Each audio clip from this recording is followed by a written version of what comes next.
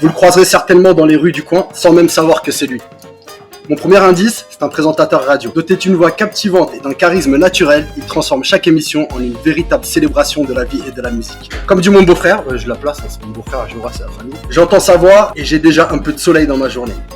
Non, pardon, c'est pas un simple présentateur. Il est ambassadeur de la joie et de la diversité, éveillant chez ses auditeurs un sentiment d'appartenance et une fierté dans leurs racines. C'est un présentateur qui capture l'essence de la culture latine avec passion et authenticité. Avec plus de 30 ans derrière le micro, il a su tisser un lien indéfectible avec son public, partageant des histoires et des mélodies qui traversent les cœurs et les frontières. Si je vous dis Shakira, Ricky Martin ou Henri Salvador, pour vous, ce sont des stars, lui, il les a tous eu derrière son micro. Il me dit tout le temps, je suis très fier d'être nojentais. Vous avez deviné, ouais pas la familia, je suis avec Roberto Burgos dans la révolution de reggaeton. Ça va, Mika? Tu vas bien? Ouais, en fait, c'est la révolution Nogent-on, parce qu'on est à Nogent-sur-Marne, finalement. Ouais pas la familia, révolution de reggaeton. Faut aller à Donf, en fait. Mais non, mais à la radio, en fait, on nous apprend à parler plus fort que d'habitude. D'accord. Pour avoir une espèce de... pour envahir et tout ça. Parce que si tu parles comme ça, en fait, on se croirait un peu sur des radios comme FIP ou radio classique. Nous, on est latina, donc nous, les latins, on parle fort, en fait. Okay. Donc, c'est pour ça. Et en plus, en fait, c'est une manière de marquer ton territoire. En fait, c'est ta signature vocale, quelque part. Donc, il faut aller à Donf. Et à Latina, on va à Donf. Comme à Nogent d'ailleurs, non? Ouais, je la retiens celle-là.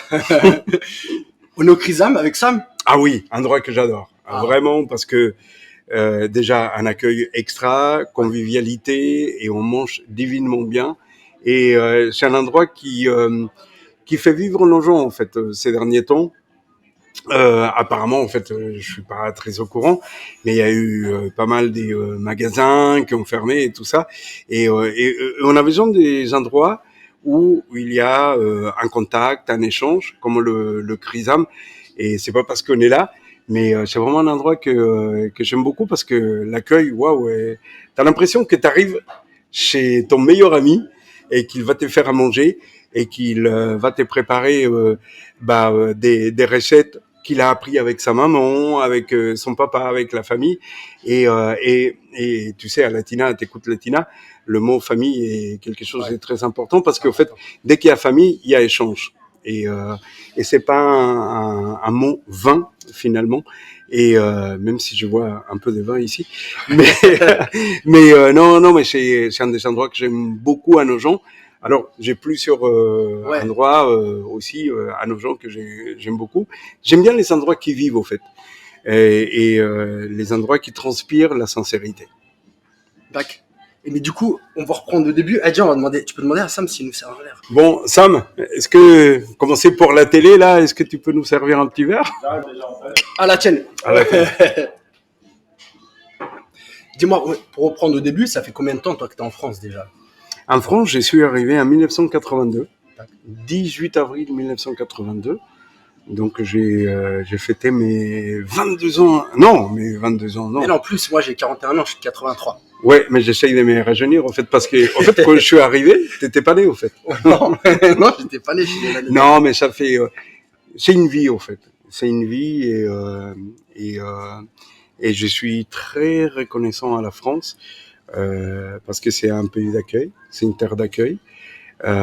C'est un pays, au fait, en fait, tu peux garder tes valeurs, tu peux garder ta culture, mais en même temps, si tu t'adaptes, et c'est génial de connaître, en fait.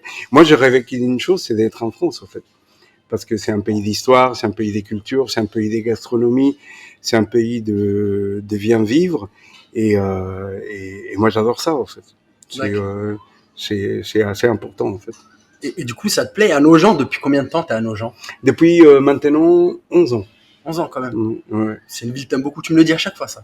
J'aime beaucoup Nogent. Alors, moi je vais te dire rapidement, c'est-à-dire que quand on est arrivé en France, on a vécu 6 mois à Créteil, 6 mois à Fontaine-sous-Bois.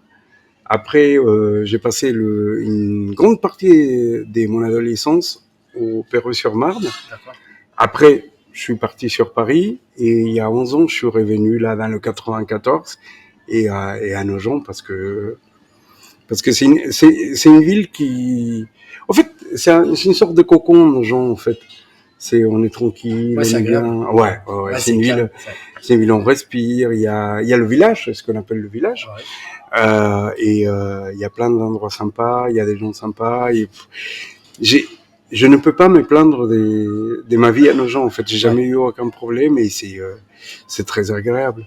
Est-ce que les gens te reconnaissent pas beaucoup finalement? Tout le monde connaît ta voix, mais il y en a pas beaucoup qui connaissent ta tête. Mais non, parce qu'on fait la radio, en fait. Moi, je suis pas je suis pas un beau gosse.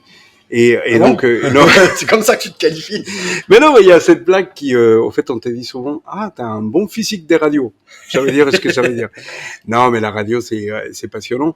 Après, quand il y a des événements latinos, si les gens me reconnaissent. Après, non, si les gens n'écoutent pas forcément latina, ils me reconnaissent pas forcément.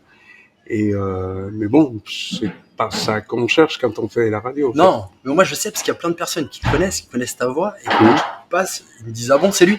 Oui, non, mais c'est vrai. Ta voix ils la connaissent, ils écoutent. Hein. Ça m'est arrivé. Waouh, c'est. En fait, j'ai voulu être musicien, mais alors je suis sourd pour la musique. Donc souvent il y a des instruments que j'aime beaucoup, comme la guitare et tout ça. C'est des instruments à cordes. Et quelque part, je me dis, bon, je sais pas jouer la musique, mais j'ai un instrument à cordes, c'est les cordes vocales, c'est la voix, quoi. Tu joues pas la musique? Non, je joue pas. J'ai des frères qui jouent. Non, je joue pas à la musique. J'écoute beaucoup. Et en plus, tu sais quoi? C'est que j'ai rencontré tellement des figures importantes qui ont marqué la musique latino, qui ont marqué la musique française aussi, que... comment j'ai pas le talent qu'ils sont, je suis intimidé. Non, mais je suis content de pas jouer la musique parce qu'au fait, il y en a qui le font mieux que moi, donc voilà. Mais je fais la radio et eux, ils ont pensé la même chose de toi par rapport à ton travail, je pense. Écoute, j'ai eu beaucoup de compliments dans les interviews. Il y en a un qui m'a marqué particulièrement. Et j'allais dire, c'est pas un artiste latino. Mais quelque part si, parce qu'il adorait la musique brésilienne, c'est Claude Nougaro. Okay. On avait eu la chance de le recevoir à Latina.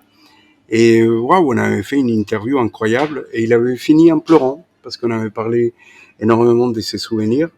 Et il m'avait dit quelque chose qui m'a marqué. Il m'a dit, ne secouez pas trop l'arbre, il est plein de larmes. Alors, je sais pas si c'est de lui et tout ça, mais ça m'a marqué. On a eu la chance de recevoir Henri Salvador aussi, et c'est génial parce qu'au fait, j'ai reçu pas mal d'artistes latinos ultra importants, mais aussi des artistes français. Peut-être celui qui t'a le plus marqué, peut-être pas le plus important. C'est lui qui m'a le plus marqué. Alors, c'est Compay Segundo, Buenavista Social Club Chan Chan. Parce que malgré l'écart d'âge, j'étais très jeune, lui il avait presque 98 ans quand on l'a reçu. Et il y a une complicité qui s'est établie au fait. Et au fait, ça vient de quelque chose de très important, c'est que quand j'ai commencé à la radio, souvent j'ai préparé mes interviews, en fait je les prépare toujours, mais je notais les questions. Et il y a un collègue qui m'a dit un jour, il m'a dit, écris pas tes questions, écoute ce que les gens vont te dire. Et au fait, dans leurs réponses, il va y avoir quand même au moins 3 pistes, 3 voies sur lesquelles tu peux partir pour leur poser des questions. Et au fait, je me suis rendu compte que plus les gens ont du talent, plus ils sont humbles et plus le contact passe. Et à Latina, j'ai eu la chance de recevoir. En fait, on reçoit des artistes moins connus, mais qui ont une grandeur d'âme. Et ça, c'est important, et un talent aussi. Mais aussi des artistes comme ceux que je viens de te citer et qui sont extraordinaires. T'apprends beaucoup en fait. En fait, chaque interview c'est un peu une leçon de vie que je reçois. C'est un voyage. C'est un voyage. C'est des gens en fait qui te montrent que dans la vie il faut persévérer, il faut jamais rien lâcher. Et tu sais, on parle souvent maintenant des problèmes de santé mentale, des gens qui n'ont pas confiance en eux et tout ça. Et je crois que ce qu'il faut dire aux gens, c'est croyez en vous, en fait. Parce que peu importe ce que tu veux faire, peu importe ton milieu, Après, les gens, ils veulent, je sais pas, aller vers la performance, aller vers les lumières et tout ça. Mais je pense que le plus important, c'est croire en soi, C'est s'écouter un peu. C'est s'écouter, savoir ce qu'on veut, au fait. Et savoir ce qu'on veut pas aussi. C'est dur, ça. Surtout dans le monde comme ça, c'est dur. Où tout le monde se ressemble un peu de plus en plus, tu sais. Mais oui, mais parce que les gens veulent, en fait, on leur impose un modèle. Donc, ils veulent tous aller dans ce sens-là. Mais en fait, il y a tellement de richesses chez toutes les personnes. Il faut savoir trouver. Non, il faut que les gens trouvent en eux-mêmes. Est-ce qu'ils sont, est-ce qu'ils veulent et tout ça. Et c'est comme ça. On a tous un talent. Peut-être caché ou pas. Et surtout, il faut jamais écouter les gens qui disent c'est pas possible. Non, tu vas pas réussir. Mais si, tu peux. Ça part qu'à toi. Mais toi, t'as su quand, du coup? T'avais une idée que t'allais devenir Roberto, là, ou pas? Avant, quand t'étais jeune, que t'allais côtoyer les plus grandes stars, mais même pas que latinos, parce que il n'y a pas que des latinos. Tu l'avais rêvé, toi? Ou c'est arrivé à force de persévérance, ou c'était ton objectif depuis toujours, ça, de... Mon objectif, d'abord, c'était faire ce que je voulais faire de la radio. C'était l'objectif premier, ça. Ouais, la radio, c'est un média incroyable, c'est le média de l'immédiat, c'est le média où tu écoutes les gens encore, où tu peux transmettre énormément de choses. Et oui, mais je savais que j'allais faire de la radio, que les gens allaient me reconnaître ou pas. En fait, c'est au deuxième plan.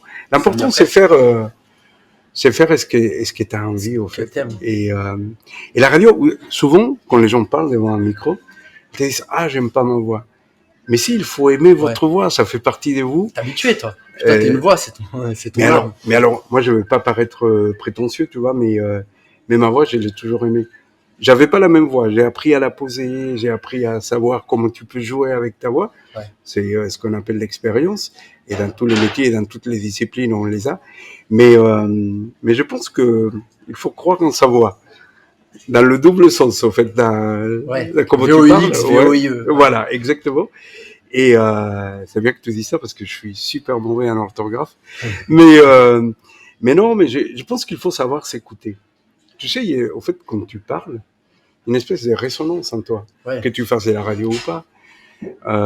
Et cette résonance, elle est importante parce qu'elle te montre qui tu es, elle te montre aussi que t'as une présence, en fait. C'est très important, en fait. Mais c'est marrant ça, parce que t'as la voix, mais t'as pas que la voix. Tu présentes des concerts aussi. Quand t'es là, physiquement. C'est un autre travail, là, quand t'es dans un concert avec une foule comme ça. Mais tu sais, c'est ce que je kiffe le plus. C'est vrai? Tu sais pourquoi? Parce que avant de monter, je crois que j'ai présenté, l'autre jour, on faisait le calcul. Bon, ça fait longtemps que je fais la radio, ça fait 32 ans. Et je crois que j'ai dû présenter 5000 concerts, en fait. 5000? Ouais. Et pour moi, c'est pas du français, pardon, mais c'est une kiffance totale de monter sur scène, de te mettre en danger un peu. Parce que tu te mets en danger, au fait. Bien sûr. Parce que les gens, ils t'attendent pas toi. C'est pas toi qui viens de voir. Ils s'attendent, ils sont payés même pour voir des artistes. Mais là, en fait, il y a un chanteur qui s'appelle Camilo Asukita qui m'avait dit, vous les présentateurs, vous êtes essentiels parce que vous déroulez le tapis rouge sur lequel on va marcher, sur lequel on va rentrer sur scène. Et cette définition m'a toujours plu parce que, en fait, est-ce qu'au départ, monter sur scène, c'est génial. Au fait, quand tu montes sur scène pour présenter et tout ça, t'as le trac, mais surtout, t'as un peu d'ego aussi. Au fait, voilà. Et mais au fait, quand ce chanteur de salsa m'a dit ça, je me suis dit, on sert quand même à quelque chose au-delà de flatter son ego. En plus, c'est génial. Moi, je présentais des concerts au Zénith, à l'Accor Arena, et je sais pas, ce que tu ressens quand tu es face au public, tu peux pas te louper. C'est fou la scène, hein, c'est vrai. Ça.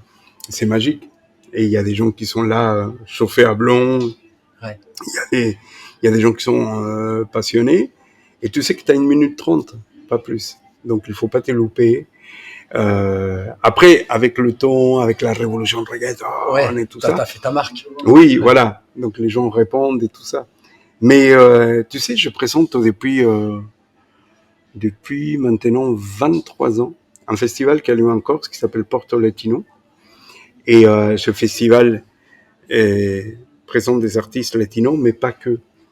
Mais moi, pour moi, c'était un challenge incroyable de présenter Lavilliers, Obispo, Cerrone, des personnalités comme ça, Earth, Wind & Fire, IAM et tout ça.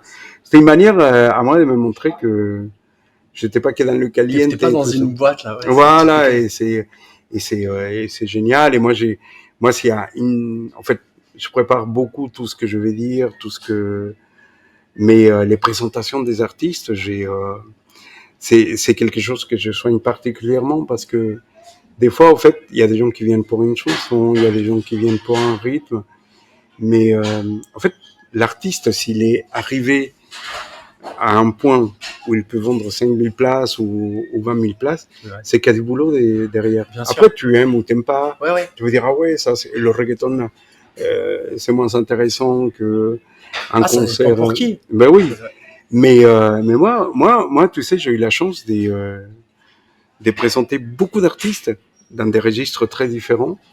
Et je crois que la scène, en fait, c'est quelque chose de dingue. Quand quelqu'un monte sur scène, bah, il faut le respecter. Il n'est pas arrivé là par hasard. Ouais, et du taf. Ouais, il y a du taf. Après, on peut te dire, ouais, c'est des produits, machin et tout ça. Ouais, mais même, il y a du taf quand même. Il y a de la concurrence, il y a du travail. Il y en a plein qui veulent être là. Ouais, c'est ça. Un mec qui est là. Il y a... et la scène, c'est important, en fait. C'est parce qu'au fait, à un moment donné, pour l'artiste, il y a un échange avec le public. Pour le présentateur, au fait, t'es content de montrer à des gens que s'ils sont venus pour une chanson, bah, ils vont repartir en disant, waouh, c'est une vie que le mec a vécue, et il présente ça sur scène, en fait.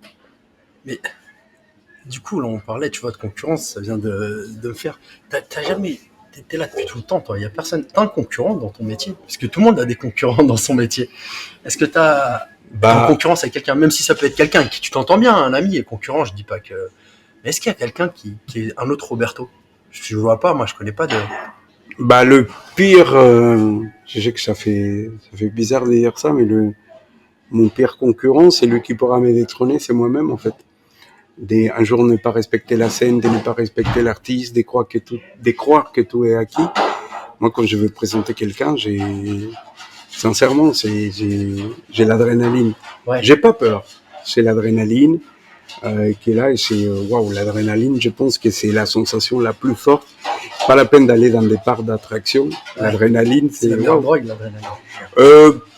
Ouais, mais d'un autre côté, c'est quand t'as des artistes, tu vois, qui après une présentation viennent te dire merci pour la présentation. Ouais.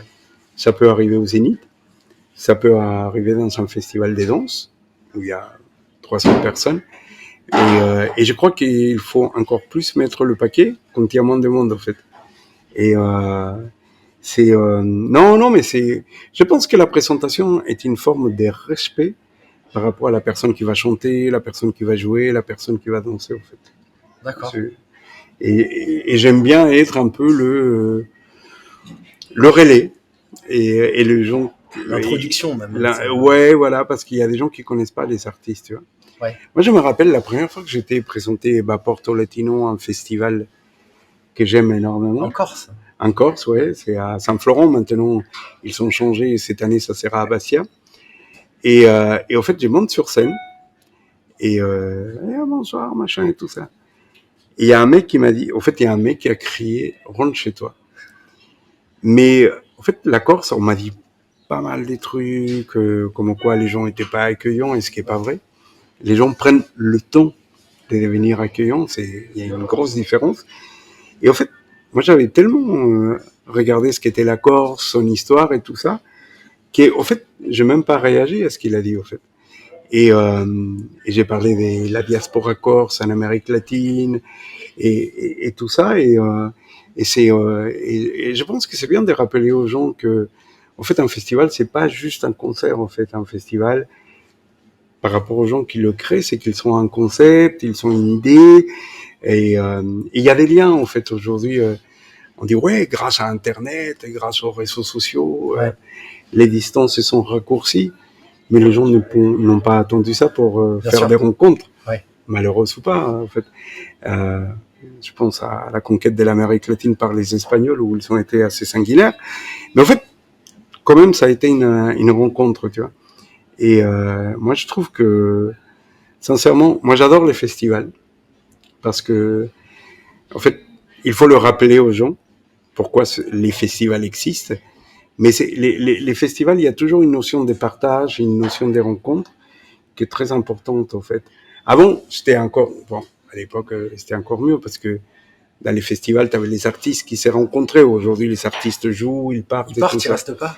Ouais. Mais quand même, en fait, c'est bien de montrer le métissage, en fait. Le métissage, c'est, waouh, c'est hallucinant parce qu'après, je veux pas rentrer dans des notions politiques, mais je veux dire, la musique montre qu'on est tous liés, au fait. Que, waouh, je veux dire, aujourd'hui, on parle de la salsa, de la bachata. Ouais.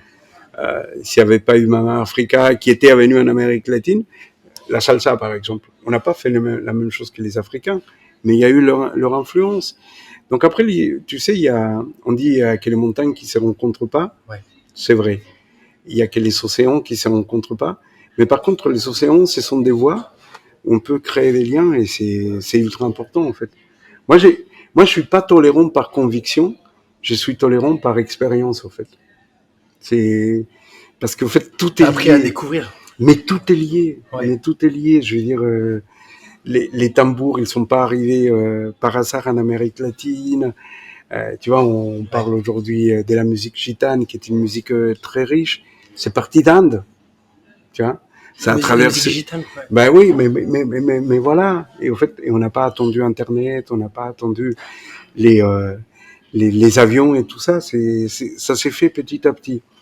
Et aujourd'hui, presque, ça va, aujourd'hui trop vite, mais aujourd'hui, en fait, maintenant, tout le monde est au courant de tout, et tout le monde ne sait rien. Tout le monde est au courant de rien. Personne ne s'intéresse plus assez, en fait, mais pour être vraiment au courant. C'est ça.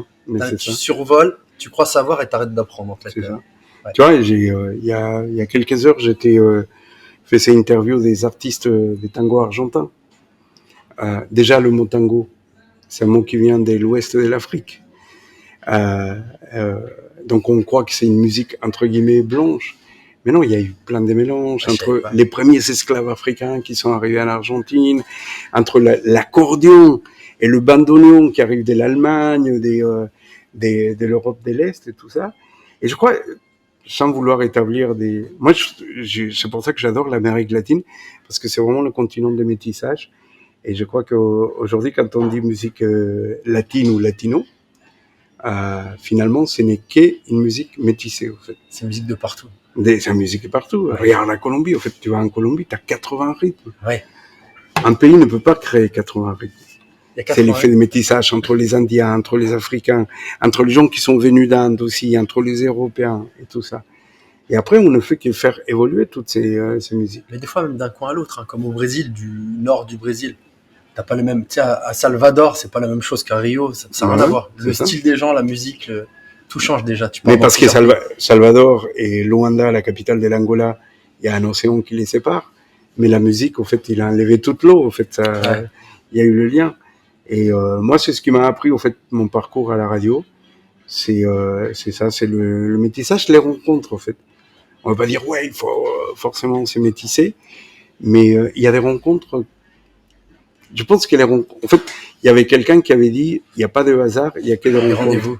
Ouais, voilà, que des rendez-vous. Ouais. Moi, j'ai dit, je vais encore plus loin, j'ai dit, il y a que des rencontres, en fait. Et nous, si on a une musique aussi riche en Amérique latine, c'est parce que, waouh, le nombre de métissages qu'il y a, c'est ouf. Ouais. Comme à nos gens. Et toi, t'es un ambassadeur. À nos gens, ouais, il y a beaucoup aussi. Est-ce qu'il y a quand même, aujourd'hui encore, un chanteur que t'aimerais présenter ou interviewer que t'as pas interviewé? Ou est-ce que t'as fait le tour? T'as un secret, quelqu'un dans ta tête là-dessus? Alors, après, en fait, il y a des gens que je regrette de ne pas avoir pu présenter. D'accord. Parce que, ils sont disparus. Ils sont plus là, ouais. Voilà. Mais, non, après, au fait, tu sais, je fais confiance à la vie. Ouais. Il y a des concerts, machin, on te demande de présenter des concerts et c'est super. Moi, quand je suis arrivé à Latina, en fait, mon kiff, c'était que tous les artistes que j'ai rencontrés, Celia Cruz, Tito Puente, qui sont des figures importantes de la salsa, c'est des gens qui m'avaient fait rêver quand j'avais 10 ans. Donc là, tu vois, c'était Parler déjà gagné, quoi, tu vois. Ouais, t'étais intimidé. Tu parles de quoi quand tu rencontres quelqu'un que t'admires depuis que t'as 10 ans comme ça? Alors, je suis pas intimidé. Avant de les rencontrer, je prépare, je travaille beaucoup. Mais en fait, ils m'intimident pas, ils me surprennent. Alors que tu as l'impression que tu connais tout, machin, Ouais. parce que tu as préparé ton interview. Il y a une chose que tu peux pas préparer, c'est la bienveillance des gens. C'est des gens qui vont se livrer, au fait, qui vont te raconter des anecdotes que tu connaissais pas. Donc forcément, t'as pas la question qui va avec la réponse ou l'anecdote que l'artiste va te raconter. Mais non, en fait, moi, maintenant j'ai un certain âge et ça fait longtemps que je suis à Latina. Maintenant, en fait, je prépare mes interviews, mais je note rien, je n'écris rien. Et tu fais comment là? J'écoute. C'est vrai? Ouais. Tu mets pas des points? Tiens, il faut que je parle de Non, ça. l'écoute, c'est super important. En fait. T'es un commercial en fait. Tu travailles dans l'immobilier toi aussi. L'immobilier, c'est ce qui te demande normalement. C'est d'écouter et puis d'approfondir par rapport à ce que les gens te racontent en fait. De, tu sais, relever le point et dire tiens, précise-moi un peu ça. Ouais, en fait, commercial, je sais pas, mais peut-être qu'ils créent les moyens pour qu'il y ait des choses qui se passent, pour qu'il y ait des gens qui connaissent. Je crois que je suis un lien, en fait, une espèce des ponts. Mais c'est ce que t'es, ouais, je pense aussi. Hmm? Je pense que t'es aussi. Tu disais tout à l'heure un relais. Oui, ouais, mais quand tu travailles dans une radio, c'est ça le but, au fait, c'est pas de s'émousser parce que tu reçois une star. Ouais. Il y a beaucoup de stars qui m'ont pas beaucoup apporté. Peut-être que dans l'interview, ça a apporté à des gens.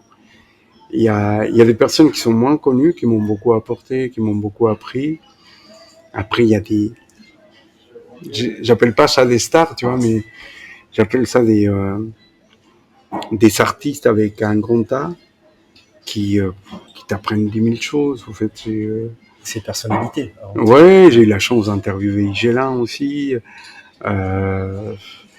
Et tant d'artistes latinos qui apportent tellement. En fait, la musique latino, c'est idéal pour danser, ça amène un soleil, même si parfois ça raconte des choses tristes. triste, ouais.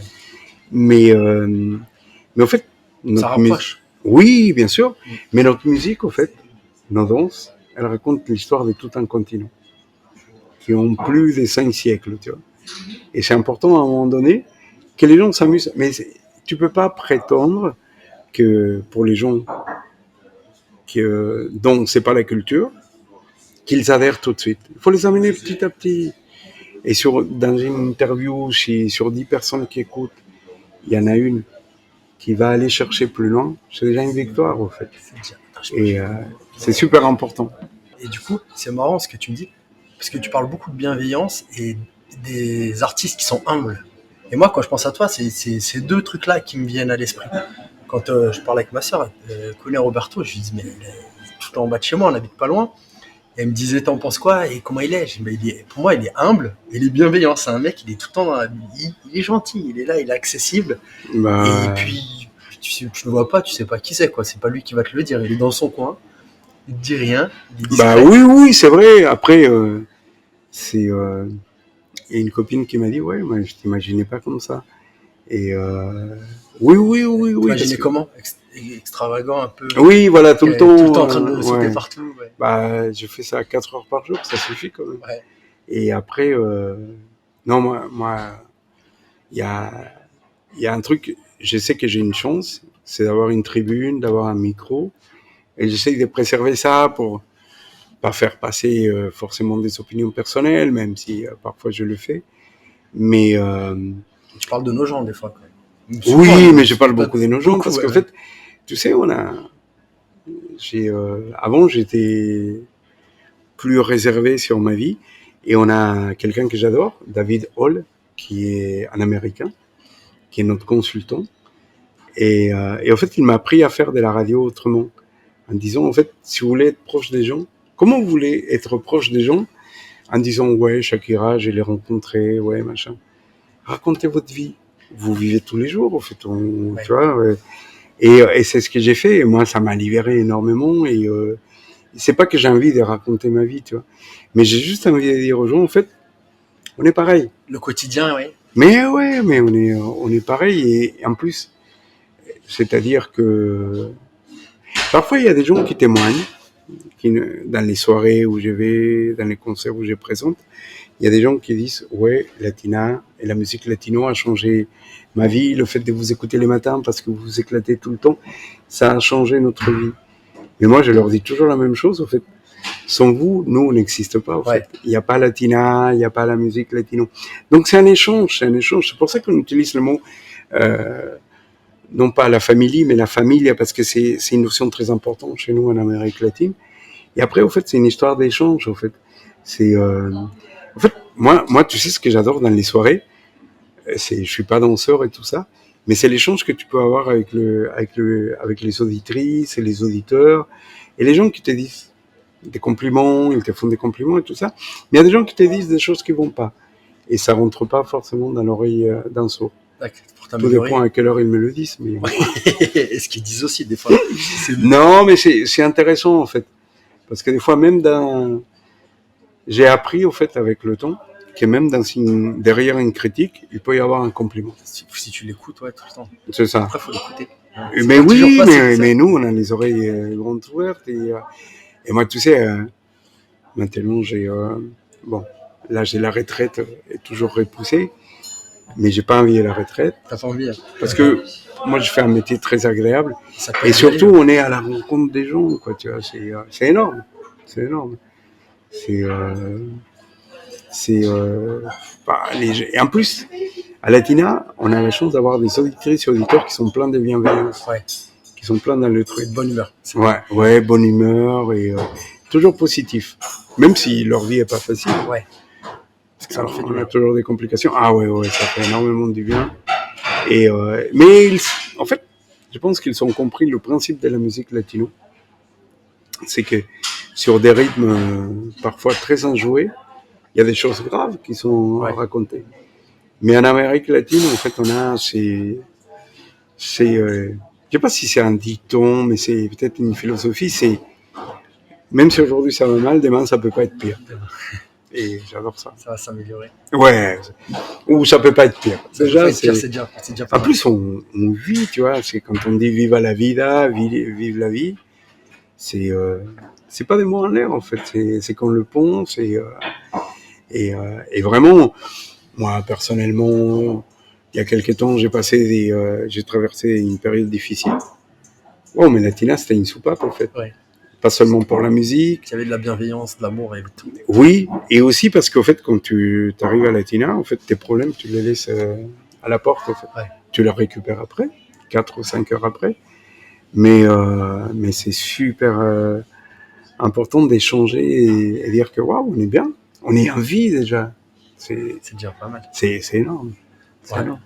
Est-ce que, pour finir, tu pourrais me dire, on revient sur nos gens avant de partir. Oui, bien sûr. C'est quoi tes endroits préférés? Qu'est-ce que tu aimes tellement dans cette ville? Parce que je sais que tu l'apprécies vraiment beaucoup. C'est quoi nos gens de Roberto? Alors, j'ai à peu près appris à nager, non pas à la mer, mais c'est une rivière. Alors, là, c'est pas une rivière, c'est un fleuve, c'est la Marne. Et j'aime bien habiter à côté d'une source d'eau. À côté de l'eau. Pour moi, l'eau, c'est la vie, tu vois. Et c'est marrant parce que quand tu te promènes sur les bords de Marne, à Nogent, c'est très rare, mais ultra rare que tu trouves des gens stressés, en fait. Ouais. Ça apaise tout le monde. Et c'est une chose qui me plaît. Après, avant d'habiter à Nogent, j'habitais le Perreux-sur-Marne.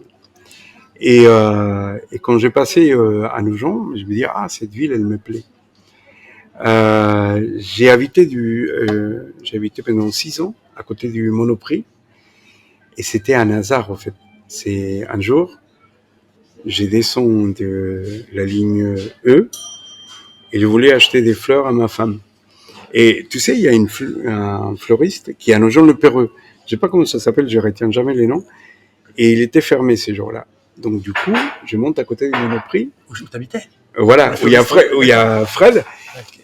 Heurteven, je crois qu'il s'appelait comme ça, et qui tenait la fleuristerie. Et donc je vais acheter mes fleurs, et je ressors, et il y a un banc devant son magasin, pour attendre le bus. Et je vois, j'ai cherché à déménager parce que dans le 17e, j'étais pas bien. Et je vois, ouais, appartement à louer. Donc je vais le voir et je lui dis, ouais, en fait, vous savez qui c'est? Mais non, c'est moi le proprio, c'est au premier étage. Vous voulez visiter? Ouais, ouais, ouais. Et on a sympathisé. Et en fait, 2 jours après, on signait le bail. Et j'ai passé des moments ultra importants. Et vraiment, Nogent, c'est une ville tranquille, c'est une ville qui respire la joie. En plus, tu vois, quand je dis il y a une ville qui respire la joie, on parle du maire. Il y a son meilleur opposant qui est un excellent vétérinaire qui a sauvé ma chatte qui s'appelle Vandida, puisqu'il est je me rappelle plus comment ça s'appelle chez le vétérinaire là-bas. Mais c'est une ville à taille humaine. Et c'est important. Et pour moi, c'est presque un cocon, en fait. Un cocon, on dit, non, c'est ça? Ouais, c'est Oui. ça. C'est, en fait, quand je rentre des Paris et tout ça, je respire. Il y a le Crisam, il y a le Chablis, il y a le Brazza. C'est des endroits où on fait beaucoup de rencontres, en fait. Et moi, j'aime bien ça, en fait. Comme je disais tout à l'heure, par rapport à mon parcours à la radio, c'est une ville où on fait des rencontres très intéressantes, notamment avec toi, Mika. Et moi, j'aime bien ça, en fait. Les gens ils prennent le temps ici, je trouve. Ouais, c'est ça. Par rapport à d'autres villes. C'est comme les anciens quartiers des Paris, en fait. Ouais. Paris a beaucoup changé. Parce que c'est village. Ouais, voilà. Et et j'ai pas, je peux pas un jour me plaindre des Nogent. À part la ligne E. Mais non, mais même, je veux dire, en fait, c'est une ville qui respire l'humanité. Avec tout ce qu'il comporte. Des gens qui parfois vont pas bien, des gens qui vont bien. Et j'ai l'impression qu'on se soutient. Et moi, ouais, tu sais, au fait, les studios de Radio Latina étaient dans le 13e arrondissement. Et ce qui était très facile d'accès pour moi depuis Nogent. On a déménagé depuis 3 ans à ici les Moulineaux. Pour moi, c'est la traversée de Paris. Il y a mon patron, au bout d'un an, je lui explique ça, qui me dit, mais pourquoi tu viens pas, puisque t'aimes, on est à côté de la Seine, tu vois. Pourquoi, toi qui aimes les cours d'eau et tout ça, tu viens pas habiter ici les Moulineaux? Et je lui ai répondu, mais c'est sorti comme ça, de manière instantanée, je quitterai jamais Nogent. Et je crois que ça va être le cas. T'es vraiment attaché. Ah oui, ah oui, ah oui. Non, mais parce que c'est vraiment une ville, comment je te dis, c'est important que ça soit une ville à taille humaine. Et je crois qu'elle est, en fait, dans l'Est parisien, il fait bon vivre, en fait. Parce que tu as des villes comme Fontaine-sous-Bois aussi, comme Champigny, voilà. Et moi, une fois que je rentre à Nogent, j'ai du mal à ressortir. Des fois, j'ai des concerts à Paris et tout ça. Quand j'ai les présente, j'y vais. Il y a des fois où j'y vais pas parce que je suis bien, quoi, tu vois. Et, ouais. Justement, en plus avec ta valise en train de partir. Oui, bah oui, tu m'as vu. Ouais. Et je pense que waouh, il faut préserver ça, en fait. Je sais qu'il y a beaucoup de gens qui sont arrivés à Nogent et des fois dans les bistrots et tout ça, on rencontre le nouveau Nogentais. Et je pense qu'ils apprécient ça, ils ont envie de le préserver. Donc ça ne peut que laisser. Dans mon travail, je le ressens. Que les gens s'attachent. Ils arrivent, ils connaissent pas, et après ils ont plus envie de partir. Ils se sentent bien, que ce soit en famille, que ce soit en couple, c'est marrant parce qu'il y a tous les profils qui aiment bien. C'est ça. Les personnes âgées, les gens en famille, les gens tout seuls. Tout le monde y trouve son compte. Et les gens très vite s'attachent. Et après ils veulent plus partir. Le seul regret que j'ai, c'est qu'il y a des bâtisses magnifiques qui ont été détruites et pour construire des bâtiments. Faire des logements. C'est partout pareil. Mais bon, essayons de préserver quand même. Parce qu'en fait, tu peux. Moi, je me rappelle pendant la période de confinement, les périodes de confinement, de temps en temps, on n'avait pas le droit, mais je sortais et c'est promener à Nogent, c'est un plaisir, quoi. C'est un retour à la vie, en fait. C'était un retour à la vie, là où tout s'était arrêté, en fait. Ouais, je te rejoins, c'est super agréable. Bah oui, c'est vrai. Autre chose important. On a répondu à tout pour moi. Je te remercie, moi, en tout cas. Bah, moi, il y a une période magique que j'adore à Nogent, c'est Noël, parce que quand même le parc de la mairie, il est décoré de manière superbe et j'aime beaucoup. Mais partout en général, c'est bien décoré. Oui, non, mais c'est vrai. Mais là, à Nogent, c'est couleur orange, Ouais. et c'est ma couleur préférée. Ouais. Et j'ai beaucoup apprécié. Et tu sais quoi? Alors, il y a un endroit qui s'appelait le 175. On se voyait souvent. On se voyait là-bas avec quelqu'un que j'adorais, Bruno. C'était un restaurant Burrito. portugais. Et j'ai découvert, c'est là que j'ai découvert qu'il y avait pas mal de latinos qui s'étaient installés à Nogent. Comme lui, il mettait la salsa à fond. Et ça m'a fait plaisir aussi de voir qu'il y avait des latinos. Ah, c'est comme ça que tu as su? Oui, mais je ne le savais pas auparavant, quoi, tu vois. Parce qu'il y a plein, même des Colombiens, il y en a beaucoup à Nogent. Oui, c'est vrai. Il y a des Dominicains aussi. Et tout le monde s'adapte à Nogent. C'est magique. Tout le monde vit ensemble. Ça veut dire que, ouais, c'est vrai. Et bien. Et bien. Et c'est agréable. Ouais, on adore. Bah, merci Roberto. Bah, merci à toi de m'avoir invité. Bah ouais. Moi, c'est un plaisir. Merci Mika. Depuis le temps.